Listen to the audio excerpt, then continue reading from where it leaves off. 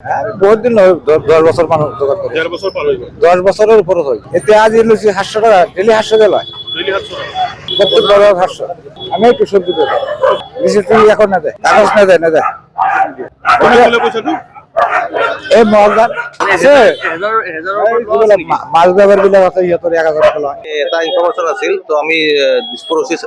দিছপুৰ থানা আৰু বশিষ্ঠ থানা জইনলি এটা অপাৰেশ্যন কৰিলোঁ বেলতৰা যিহেতু দুটা জুৰিডিকশ্যনতে পৰে বেলতৰা বজাৰ তাৰপৰা বশিষ্ঠ থানা আৰু দিছপুৰ থানা আমি জইনলি এটা অপাৰেশ্যন কৰিলোঁ আমি এটা আমাৰ এটা কমপ্লেইন আছে আমি এটা ইনফৰমেশ্যন পাইছিলোঁ যে ইয়াতে মানে যিটো নিৰ্ধাৰিত মানে হ'ব লাগে তাতকৈ কৰটো তাতকৈ বেছি লয় তো সেই হিচাপে আমি পালোঁ 5জন মানুহ পালোঁ 5জন মানুহ আপোনালোকৰ নাম ডিটেইলছ আমি দি দিম আৰু টকা পাইছোঁ কিছুমান ৰিচিপ্ট পাইছোঁ যিবিলাক আমি মানে অলপ আণ্ডাৰ প্ৰচেছত আছে সন্দেহত তো এইখিনি এতিয়া এক্সপাৰ্ট তদন্ত কৰিম আমি আমাৰ বশিষ্ঠ থানাৰ পৰা এখন এফআইআৰ দিছপুৰ থানাই তদন্ত কৰিব আৰু যেহেতু আমাৰ জইনলি অপাৰেশ্যন হয় বেলতৰা বজাৰখন আমাৰ বশিষ্ঠৰো দিছপুৰ থানাই জইনলি কৰিছে মানে এইটো এক্সপাৰ্ট ল হ'ব এতিয়া আমি এটা এফআইআৰ দিম আৰু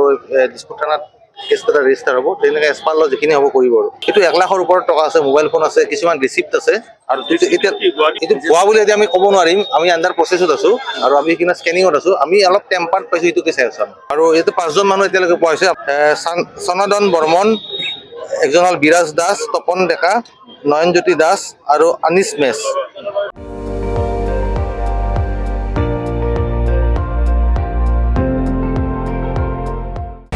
আপুনি চাই আছে ND24 সৰ্বশ্ৰেষ্ঠ নহয় সৰ্বোত্তমৰ দৌৰ